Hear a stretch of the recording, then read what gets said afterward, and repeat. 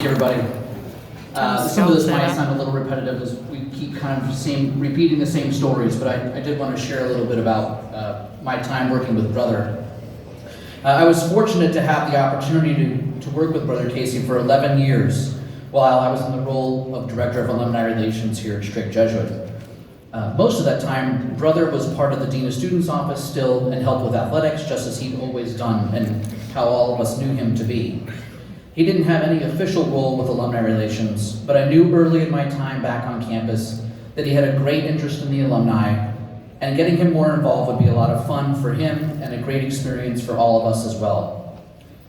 He was wanting to be respectful of the role that Father Billack had as the alumni chaplain at the time, but Brother did ask, and a few people have mentioned this, for the list of the alumni birthdays each month that we would use.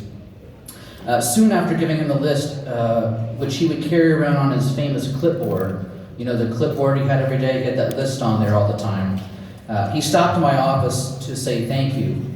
He was thankful because it gave him the opportunity to begin each day looking at the list, praying for the alumni who had birthdays that day, not just living, but those who were deceased as well. He asked for that specifically on his birthday list. His day would begin with reflection, prayer, and gratitude for knowing those alumni and their families. While we all know the gift of his amazing memory, he loved having that birthday list to look at to jog his memory, and it brought back so many stories, laughs, and memories daily that he would share with many people on campus. Slowly, he started making time to do some little things to expand what he was doing. He would start calling some of the alumni on the list for their birthdays, to wish them a happy birthday. Or if he saw their son on campus, he'd call out, "Yeah, boy." And then he'd saunter on over to them, just like he'd always kind of walk, and he'd put his hand on their shoulder as they anxiously awaited to hear what they were in trouble for. And then he'd say to them, he'd cock his head, and he'd give a little smile, and he'd say, "Wish your daddy a happy birthday for me, would you?" And the poor kid would, didn't even know how Casey would know that it was his father's birthday, and meanwhile I was on the clipboard the whole time. When Father Billack had to move to Louisiana for health reasons, and Brother Casey wanted to step away from his role in the dean's office, we all talked and thought the best place for him would be to help with alumni relations. He was a natural at it, of course. As a Sicilian American, Brother was, as Father Billack put it, vaccinated with a phonograph needle. Like Chris could talk, by the way, and had no trouble at all going to reunions, tailgate parties, traveling with us out of town for alumni receptions, going to funerals, Hall of Honor meetings, his gala tribute dinner, his Jubilee brunch in New Orleans, and the list goes on. One of my fondest memories of working with Brother when he was in alumni relations was the day we went to the funeral of an alumnus together one summer in Kerrville right before school started. We spent 8 hours in the car that day, left here at 6 in the morning and returned back that evening. During the ride, as I'm sure you can imagine, there were really no time that one of us wasn't talking. While it was a sad occasion we were attending, Brother was in such good spirits, talking and telling stories so fondly of all of his time working at Straight Jesuit. You know the concept of not working a day in your life if you love what you do? That's genuinely how he felt about his time here and what he shared with me that day. While there were hard and long days and difficult situations over the many years he was here, he shared that it was how he genuinely felt about all of the things he had done here at Straight Jesuit and his time here. And he was so thankful and honored and humbled by all the people he came to know and to love.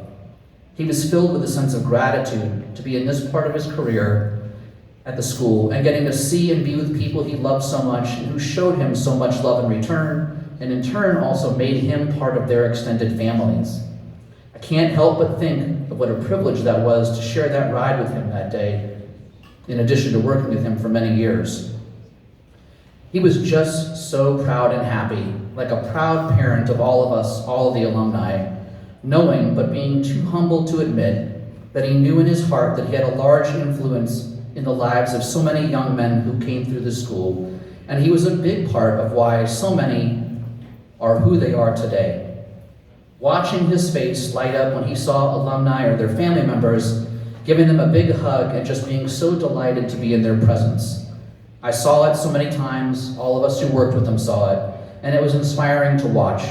He loved what he did, and he lived it the best way he knew how, and with that sense of true gratitude for his gift. His biggest disappointment would be not being here tonight in person, and I think that Father Johnson mentioned that before. He would love to see everybody here, giving everyone a big hug and asking what they're up to, and then telling everyone the next day who he'd seen and how happy he was to have seen them and how proud he was of them. It was one of his favorite things to talk about, right up there with eating healthy and exercising and his heart medication.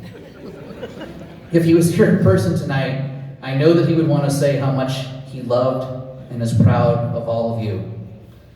I heard a talk at a Kairos retreat many years ago about this idea of the sacraments being the sacraments with a small s as they're celebrated daily in our lives. And they talked about gathering with loved ones for a meal after the passing of a family member and their realization that the gathering was just like communion with a small c. We'll have to wait until we're reunited one day with Brother Casey to get that hug in person again. But I hope we're all feeling his presence here tonight and his hug for all of us, tonight amongst each other, celebrating in him in communion together. In ending, I would be remiss in my status as Emeritus of Alumni Relations if I didn't mention that if you haven't made your gift to the Crusader Fund yet this year,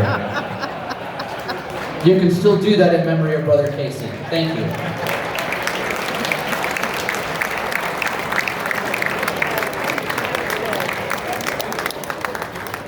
That's awesome, Tim. That's the best speech I've heard in a long time.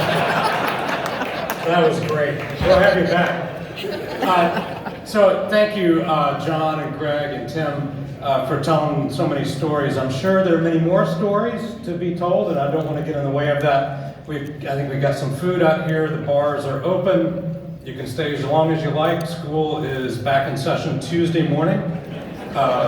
So we got all weekend. Enjoy.